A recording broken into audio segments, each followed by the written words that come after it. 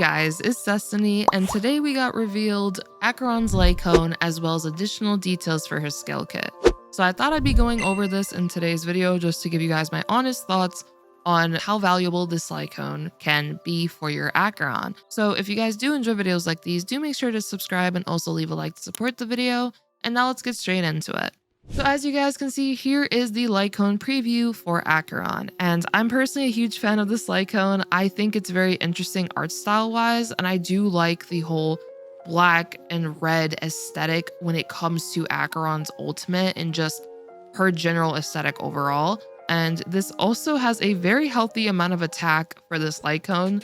635, that's pretty nice if I say so myself. And as for what this Light Cone actually does, it increases the wearer's crit damage by 36%, and when the wearer hits an enemy target, it inflicts empty bubbles onto the enemy. This will last for one turn, and this effect can be triggered one time against each target for each attack the wearer launches. The wearer deals 24% more damage to targets inflicted with empty bubbles, and damage from the wearer's ultimate additionally increases by 24%. So right off the bat, this Light Cone is actually pretty nutty for Acheron. The crit damage increase by 36% is very valuable because Acheron is a character who highly values crit rate and crit damage. She's more centric around that as well as attack, so you definitely will want a high amount of crit damage on her as well as a high amount of crit rate. So because of that, that's a nice added bonus to her Light Cone. And this empty bubbles thing that this Light Cone is able to do is definitely going to be considered a debuff as well.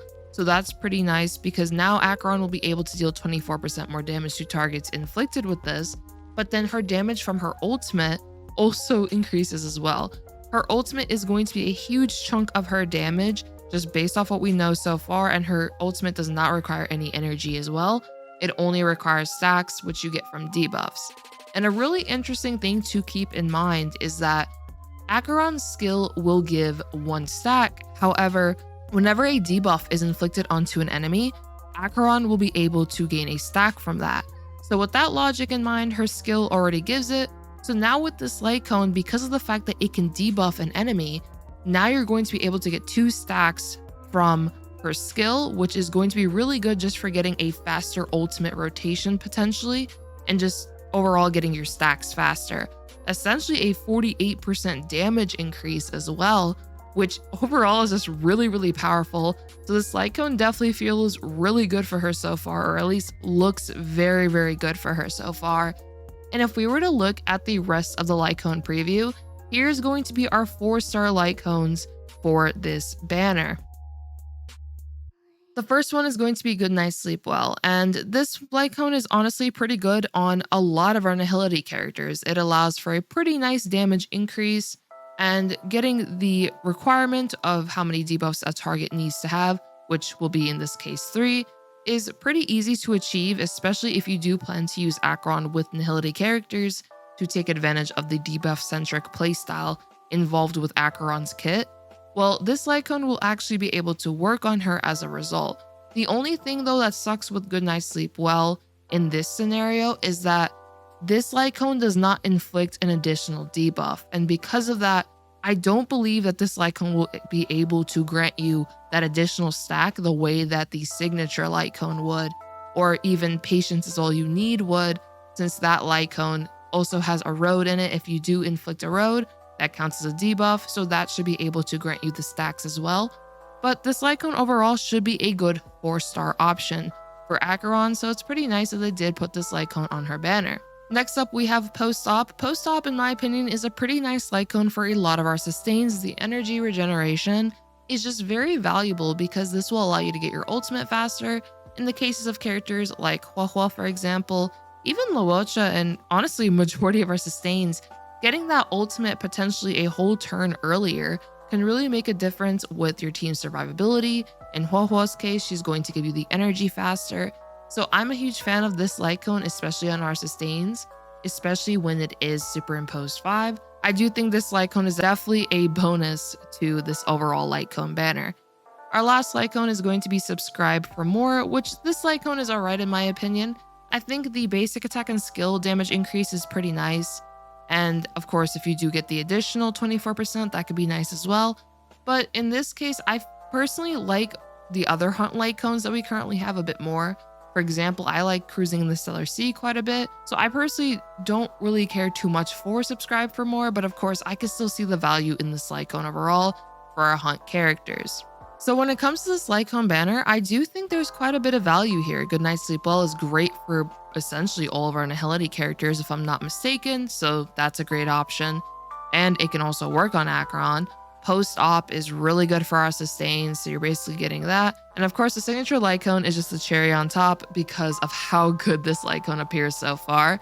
But I thought real quick, let's also go over some alternative Light Cones just based on what we know about her so far. And lastly, I'll review the last aspects of her kit. So here we have all of the Nihility Light Cones, and one Light Cone I could see being really good on Acheron is, of course, Patience is all you need.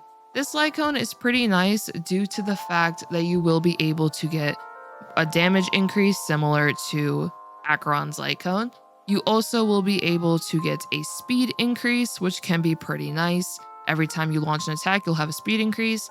And then the chance of a road happening, which is considered a debuff, will definitely help with Acheron getting her ultimate stacks. So if you do have this Light Cone, it can be a nice consideration, but of course this is still a premium Light Cone. So if we were to look at other options, Silver Wolf's signature Light Cone can be pretty nice due to the fact of the additional crit rate you'll be able to get. This can be pretty nice. And also the Ether Code debuff can allow for that additional stack once again. So there could be a way to get additional stacks with this Light Cone as well. But once again, it is still a pretty premium option. Resolution Shines as Pearls as Sweat will also be able to grant a debuff, or rather grant you another stack because ensnared enemies' defense decreases by a percentage for 1 turn.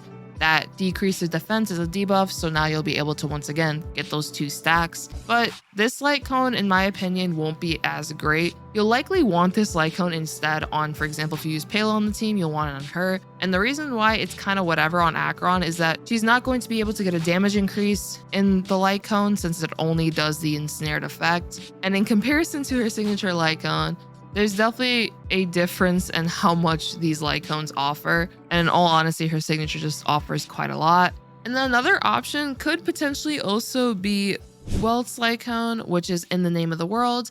This Light Cone is nice for just increasing the wearer's damage to debuffed enemies. As we know, you'll play Acheron with characters that can debuff, so this is a guarantee.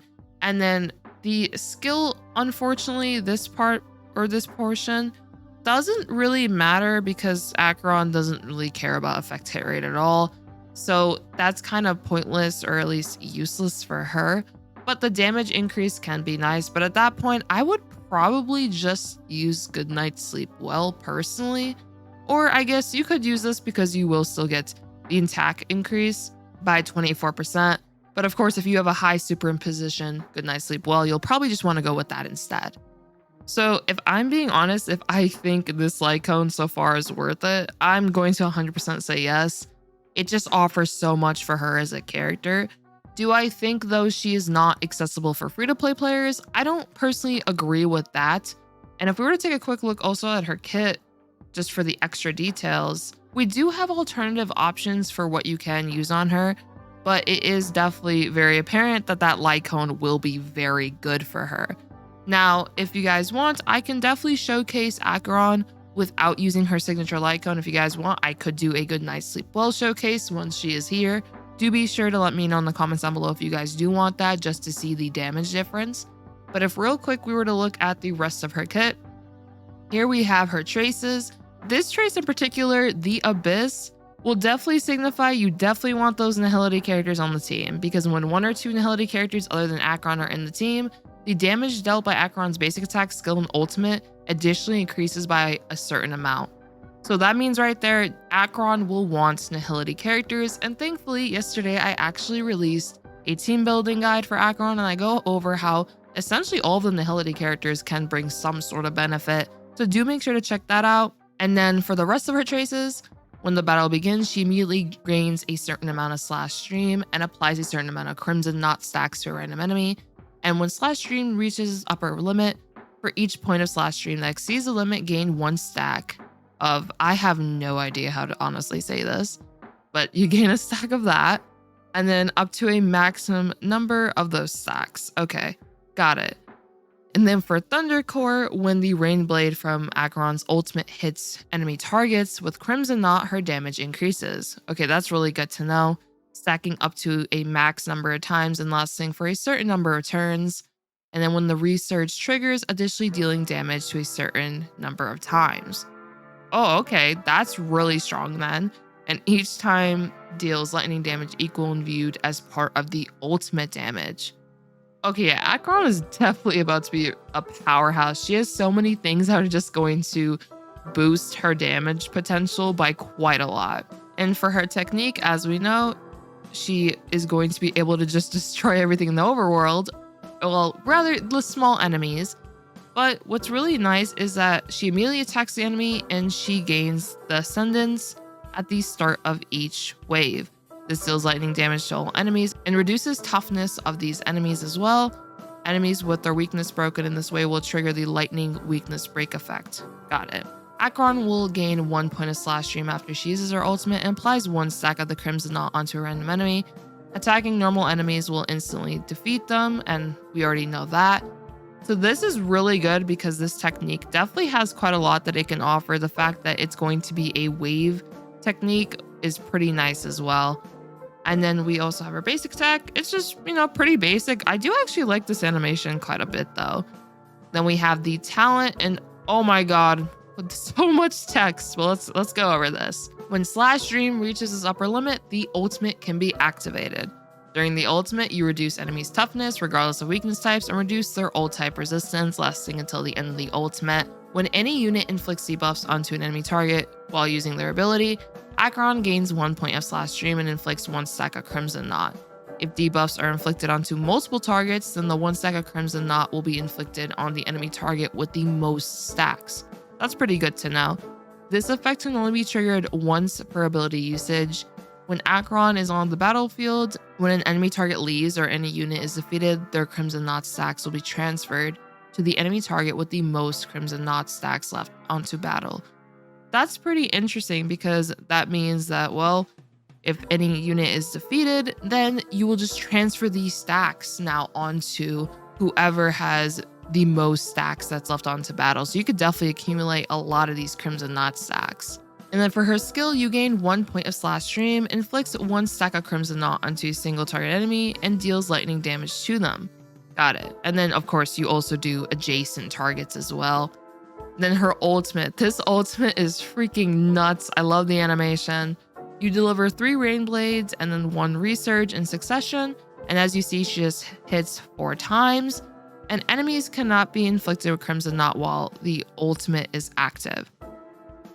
For Rain Blade, she hits a single target enemy and removes up to 3 stacks of Crimson Knot from the target. And when the Crimson Knot is removed, deals lightning damage to all enemies. Okay, so that still means that this has AoE potential at that point. And with the additional damage multiplier for this increased for every stack of Crimson Knot removed. This damage multiplier has a maximum limit. I'm really interested to know what this maximum limit is, but we'll just have to wait and see to see how far this damage increase could honestly go, or this damage multiplier. And then she will also deal lightning damage to all enemies and remove all Crimson Knot stacks with her final strike. I'm going to be real with you guys. I can 100% seeing Acheron being one of the strongest DPS characters just in the game. And overall, her kit looks really promising in my personal opinion, especially if you do use her with Nihility Centric characters, or a Nihility Centric team rather. I think this character is going to be really, really strong. So lastly, I thought I'd go over, do I think this Light Cone is worth it? And personally, I'm going to have to say yes this time around. I think this Light Cone just offers so much with the crit value, as well as the debuff with the empty bubbles. It's just so much damage increases that Acheron is going to be able to get from her own base kit, alongside if you have those Nihility characters on the team, as well as also this Light Cone. She's just going to be a complete powerhouse of a character, and I think even without the Light Cone, I still personally think she'll be pretty good.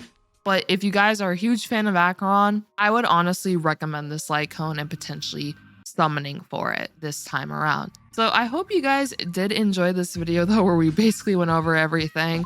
I know it was quite a lot. I just wanted to react to it in a sense, give you guys my thoughts from what I initially am reading so far. And I hope you guys did enjoy. Please let me know your thoughts on Acheron as well. And if there's anything I potentially missed, I would love to know if you guys noticed any additional details that could signify something about her kit. So yeah, I hope you all have a great one though, like always. Peace.